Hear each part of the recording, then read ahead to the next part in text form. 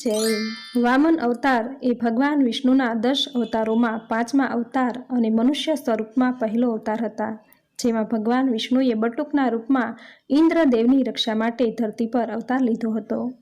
વામન અવતારની વાર્તા અસુર રાજા મહારાજા બલિથી શરૂ થાય છે. મહારાજા બલિ પ્રહલાદ અને વિરોચના પુત્ર હતા. રાજા બલિ એક મહાન શાસક હતા. તે તેમના પ્રજાજનોને ખૂબ પ્રેમ કરતા. લોકો તેમના રાજ્યમાં બહુ જ ખુશ અને સમૃદ્ધ હતા. પિતામહ પ્રહલાદ અને ગુરુ શુક્રાચાર્યએ તેમને વેદોનું જ્ઞાન આપ્યું. સમુદ્ર મંથન દરમિયાન જ્યારે દેવતાએ અમૃત લીધો ત્યારે ઇન્દ્રદેવે બલિને મારી નાખ્યો હતો. પછી શુક્રાચાર્યે બલિને પુનઃ પોતાની મંત્ર શક્તિથી જીવિત કર્યા હતા.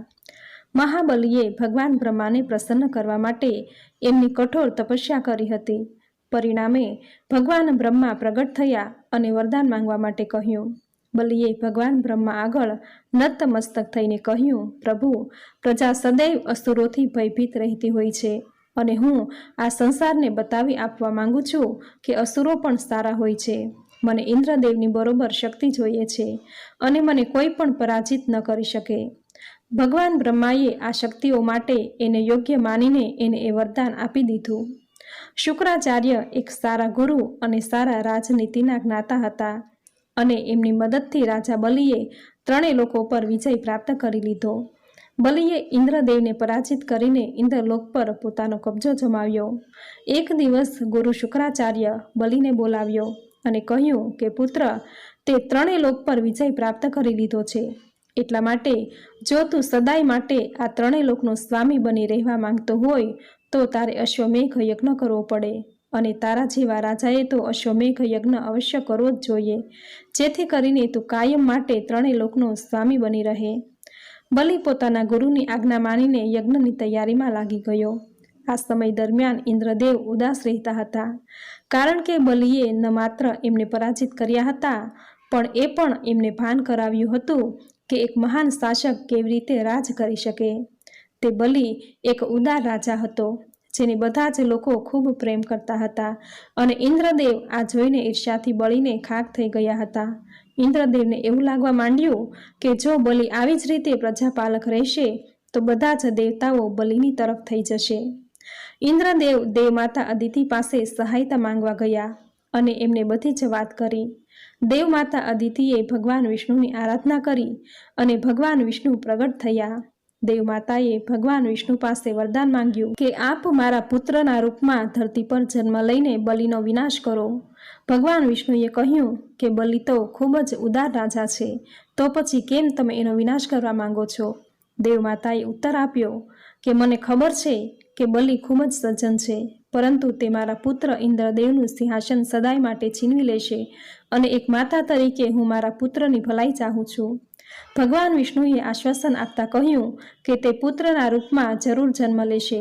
આવું વરદાન ભગવાન વિષ્ણુએ દેવમાતા અદિતિને આપ્યું. ખૂબ જ જલ્દી અદિતિ અને ઋષિ કશ્યપને ત્યાં એક સુંદર બટુક બાળકનો જન્મ થયો. ત્રિલોકના કલ્યાણ અર્થે જ્યારે ભગવાને કશ્યપ મુનિ તેમજ દેવોની માતા અદિતિના પુત્ર તરીકે અવતાર લીધો ત્યારે નામકરણની વિધિ કશ્યપ મુનિએ પોતે કરી હતી. સમગ્ર દેવગણો કશ્યપ મુનિના આશ્રમમાં વામન ભગવાનના દર્શન કરવા આવ્યા હતા. નામકરણ વિધિથી કશ્યપ મુનિએ કહ્યું કે હે અદિતિના સૌથી નાના પુત્ર, આજથી તમે વામનના નામે આ જગતમાં ઓળખાશો ને ઇન્દ્રના નાના ભાઈ હોવાથી તમે ઉપેન્દ્ર પણ કહેવાશો. એ પછી ઉપવીતના સંસ્કારો વખતે સૂર્યદેવે ગાયત્રીનો ઉપદેશ કર્યો. બૃહસ્પતિએ જનોઈ પહેરાવી. કશ્યપ મુનિએ મૂંજ ઘાસનો કંદોરો પહેરાવ્યો. અદિતિ માતાએ લંગોટી બાંધી. પૃથ્વી દેવીએ મૃગ ચર્મ વીંટાળવ્યું. ચંદ્રદેવે દંડ આપ્યો. આકાશે છત્ર આપ્યું. સપ્ત ઋષિઓએ દર્ભ તેમજ બ્રહ્માદેવની પ્રેરણાથી વામનના હાથમાં કમંડલ આપ્યું.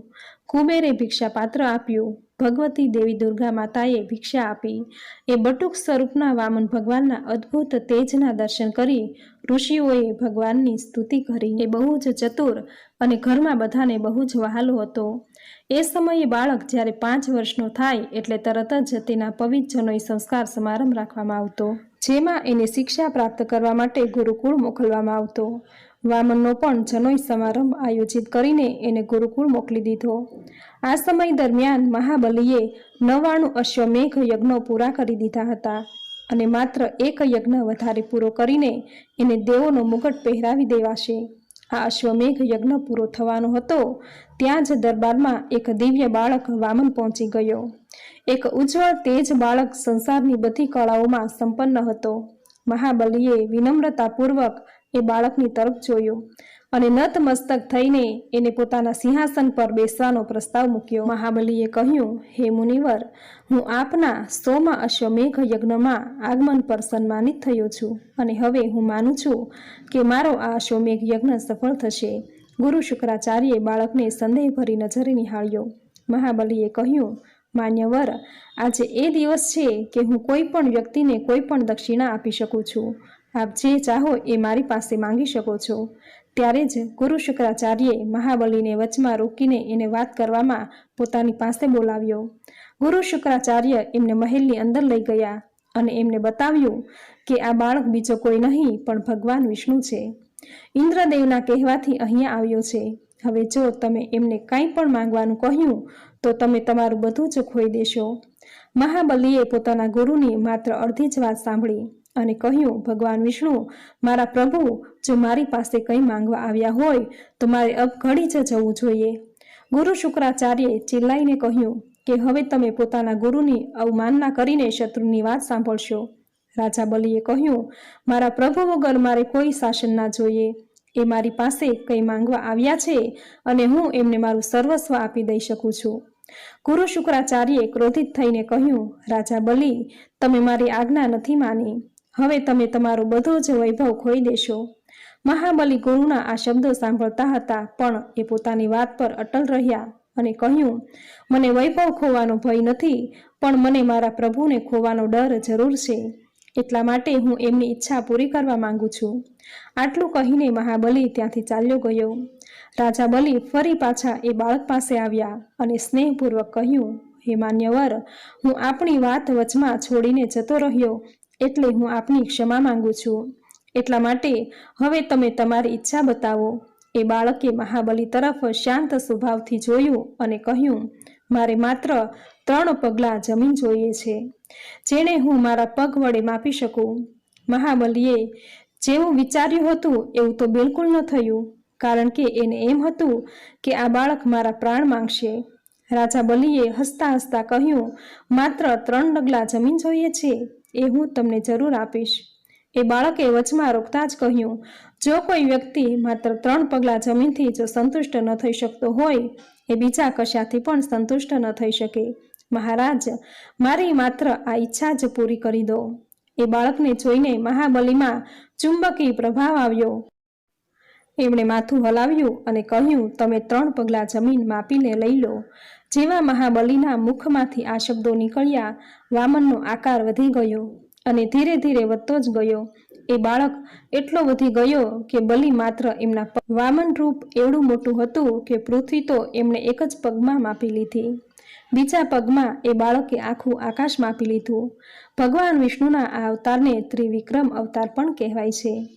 મહાબલી અવતારના આ ચમત્કારને જોઈને બધા સ્તબ્ધ બની ગયા. હવે એ બાળકે મહાબલીને કહ્યું કે મહારાજ, આપે મને 3 પગલાં જમીન આપવાનું વચન આપ્યું હતું અને મેં માત્ર 2 જ પગલામાં ધરતી અને આકાશને માપી લીધું.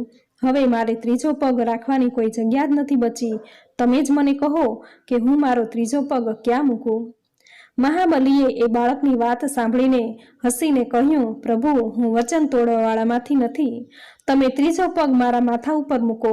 ભગવાન વિષ્ણુએ પણ હસીને પોતાનો 3જો પગ મહાબલીના માથા પર મૂકી દીધો. વામનના 3જા પગલાની શાલિતાથી મહાબલી પાતાળ લોક જતો રહ્યો. હવે મહાબલીના 3 લોકોમાં વૈભવ સમાપ્ત થઈ ગયો અને એ સદૈવ પાતાળ લોકમાં જ રહી ગયો. ઇન્દ્રદેવ અને અન્ય દેવતાઓએ ભગવાન વિષ્ણુના આ અવતારની પ્રશંસા કરી અને પોતાનું સામ્રાજ્ય પાછું આપવા માટે તેમની પ્રશંસા કરી. ભગવાન વિષ્ણુ વ્યાકુળ થઈ ગયા, કારણ કે એમનો એ ભક્ત ગુરુની વાતોથી ડર્યા વગર પોતાના વચન પર અડગ રહ્યા. ભગવાન વિષ્ણુ એમને મળવા પાતાળ લોક ચાલ્યા ગયા. પાતાળમાં મહાબલી ફરીથી પોતાનું સામ્રાજ્ય બનાવવા લાગ્યા. અને પાતાળ લોકમાં આવવાનો બિલકુલ જ અફસોસ ન હતો. ત્યારે એક શ્યામ વર્ણનો માણસ એમની પાસે પહોંચ્યો અને કહ્યું કે મહારાજ, મેં સાંભળ્યું છે કે આપ પોતાના સામ્રાજ્ય ફરીથી ઊભી કરવામાં લાગેલા છો, તો શું તમે મને પોતાનો પહેરેદાર બનાવશો? હું આપની રક્ષા કરીશ અને આપણી સેના સાથે રહીને યુદ્ધ પણ કરીશ. મહાબલીએ એમની વાત માની લીધી. એ જ વખતે એક સ્ત્રી મહાબલી પાસે આવી અને એને કહ્યું કે મહારાજ, મારા પતિ ધન કમાવા માટે બહાર ગયા છે અને હજુ સુધી પાછા નથી આવ્યા. મને એમના વગર એકલું લાગે છે અને મારી રક્ષા કરનાર પણ કોઈ જ નથી. મેં સાંભળ્યું છે કે મહાબલીના રાજ્યમાં બધાને સંતાનની જેમ સુખ મળે છે. કૃપા કરીને મારી સહાયતા કરો. મહાબલીએ કહ્યું, દેવી, તમે મારી બહેન સમાન છો. આપ આપની ઈચ્છા હોય ત્યાં સુધી આ મહેલમાં રહી શકો છો. બહુ જ જલ્દીથી પાતાળ લોક સમૃદ્ધ સ્થાન બની ગયું અને લોકો બહુ જ ખુશીથી રહેવા લાગ્યા. મહાબલી અને પહેરેદાર અને એની બહેનની સલાહ પર ધ્યાન આપીને એ સામ્રાજ્યને સમૃદ્ધ કર્યું. એક દિવસ મહાબલીએ પોતાની આ બહેનને પ્રાર્થના કરતી જોઈ અને એને પૂછ્યું કે તું કોની આરાધના કરી રહી છે? ત્યારે એ બહેને કહ્યું કે તમે મારા ભાઈ છો, આથી હું તમારી રક્ષા, સુરક્ષા અને તમારી લાંબી આયુષ્યની પ્રાર્થના કરું છું. મહાબલીએ કહ્યું કે બહેન, હું તારાથી ખૂબ ખુશ થયો છું. બોલ, તમારે શું જોઈએ છે? જે જોઈએ એ હું તમને આપીશ. અને એ બહેને કહ્યું કે મને મારા પતિ જોઈએ છે અને એ તો આપ જ આપી શકો એમ છો. મહાબલીએ વ્યાકુળ થઈને પૂછ્યું કે હું તમને તમારા પતિ કેવી રીતે આપી શકું? ત્યારે બહેને પહેરેદાર તરફ ઈશારો કરીને કહ્યું કે આ જ મારા પતિ છે. મહાબલીએ આંખો પટપટાવીને જોયું, ત્યાં સુધીમાં તો બંને અદૃશ્ય થઈ ગયા અને એ જગ્યાએ ભગવાન વિષ્ણુ અને માતા લક્ષ્મી ઊભા હતા. મહાબલી સ્તબ્ધ થઈ ગયો.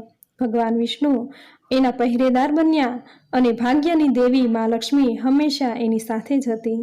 ભગવાન વિષ્ણુ બોલ્યા, તમારી ભક્તિ મને અહીં સુધી ખેંચી લાવી. મહાબલી પ્રભુના ચરણમાં પડી ગયો. ભગવાન વિષ્ણુએ પોતાની વાત ચાલુ રાખતા કહ્યું, બલિ ઇન્દ્રના શાસન પછી તમે જ પછીના ઇન્દ્ર હશો. આ મારું વચન છે અને આ જ રીતે સારા શાસક બન્યા રહો. મહાબલીએ માતા લક્ષ્મીને કહ્યું, મને ક્ષમા કરી દો. મારે કારણે જ તમે તમારા પતિદેવથી દૂર રહ્યા. હવે તમે એમને લઈ જઈ શકો છો. માતા લક્ષ્મીએ કહ્યું, ધન્યવાદ. અને હવે ફરીથી એમને આપને ત્યાં ન રાખશો. એ સદૈવ એમને પ્રેમ કરવાવાળા લોકોને સ્નેહથી બાંધી રાખે છે. મારા ભાઈ, તમે સદૈવ સમૃદ્ધ રહો. આટલું કહીને બંને વૈકુંઠ ભણી પ્રયાણ કરી ગયા. બલિ રાજાએ કરેલા આ દાન ઉપરથી આજે જ્યારે પણ કોઈ મોટો ત્યાગ કરે છે એને બલિદાન કહેવામાં આવે છે. ઉત્તમ રાજાની વ્યાખ્યામાં બંધ બેસતા આ રાજા અને એમની પ્રભુ ભક્તિને શત વંદન. બોલો ભગવાન શ્રી હરિ વિષ્ણુની જય. તો મિત્રો, આપણે સાંભળી વામન અવતારની કથા. ભાગવદ્ ગીતાના 4થા અધ્યાયમાં ભગવાન શ્રી કૃષ્ણએ કહ્યું છે કે જ્યારે ધર્મની હાનિ થશે ત્યારે ધર્મનો ભાર ઉઠાવવા, દુરીજનોના વિનાશ માટે, સજ્જનોના ઉદ્ધાર માટે અને ધર્મની પુનઃસ્થાપના કરવા હું દરેક યુગમાં પ્રગટ થઈશ. શ્રીમદ ભાગવત અને વિષ્ણુ પુરાણમાં કહ્યું છે કે કલયુગના અંતમાં ભગવાન કલ્કી રૂપે અવતાર લેશે અને પૃથ્વી પરથી અનિષ્ટોનો નાશ કરશે. ત્યારબાદ મહાપ્રલય આવશે અને નવા યુગ ચક્રની શરૂઆત થશે. તો મિત્રો, આજના આ વિડીયોમાં વામન અવતારની આ સુંદર કથા તમને સાંભળવી જરૂર ગમી હશે. તો વિડીયોને લાઈક કરી કોમેન્ટમાં જય શ્રી હરિ વિષ્ણુ જરૂર લખજો. ચેનલ પર નવા છો તો ચેનલ સબસ્ક્રાઈબ કરી બાજુમાં બેલ આઇકન જરૂર પ્રેસ કરજો. આવી જ નવી ધાર્મિક માહિતી, નવી ધાર્મિક કથા સાથે ફરી મળીશું. ત્યાં સુધી આપ સૌને મારા જય શ્રી કૃષ્ણ.